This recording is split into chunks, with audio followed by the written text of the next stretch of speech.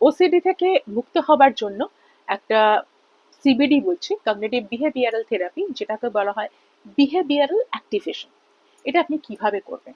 আপনার সারা দিনটাকে একটা রুটিনে সাজিয়ে ফেলবেন, অর্থাৎ কোন সময় আপনি কি কি করবেন।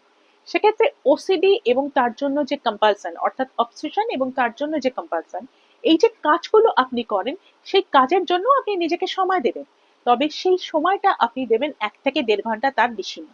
বাকি সময়টা আপনি আপনার যা কাজ, আপনি যদি কোনো জব করেন তার জন্য কাজ, আপনার বাড়িতে যে কাজ রয়েছে, আপনার হবিকে বিশেষ করে সময় দিন। গান শোনা বা ছবি আঁকা বা বাগান করা বা কোনো ক্রিয়েটিভ কিছু কাজ করা, যেগুলোতে আপনার ভালো বোধ হয় এবং যাতে আপনি সুন্দরভাবে সময় কাটাতে পারেন, সেই ধরনের কাজ করুন। কিছুটা ফিজিক্যাল এক্সারসাইজ করুন, কিছুটা relaxation therapy, deep breathing exercise, mindfulness meditation, এগুলো কিন্তু আপনি আস্তে আস্তে করে নিজের দিনটাকে সুন্দরভাবে সাজিয়ে ফেলুন। কারোর সঙ্গে কথা বলতে ভালো লাগে, তার সঙ্গে কথা বলুন। একটু শপিং এ গেলেন, একটু বাজারে একটু ঘুরতে গেলেন কোথাও, সময় মর্নিং ওয়াক বা ইভিনিং ওয়াক করলেন। অর্থাৎ সারা দিন থেকে একটা বিজি সিড শেডিউলে আপনি কিন্তু বেঁধে দিলেন একটা নির্দিষ্ট সময়ের জন্য ঘুম, নির্দিষ্ট সময়ের জন্য খাবার খাওয়া। আর ওসিডির জন্য আপনি ওই 1 থেকে 1.5 ঘন্টা সময় রাখলেন, যার মধ্যে ওই যাবতীয় কাজটা আপনি করবেন।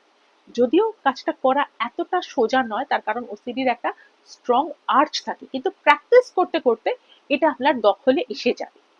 এবং যার ফলে কি হবে, ওসিডিকে আপনি একটা নির্দিষ্ট সময়ের মধ্যে বেঁধে ফেললেন এবং আপনার কনফিডেন্স লেভেলটা বাড়বে।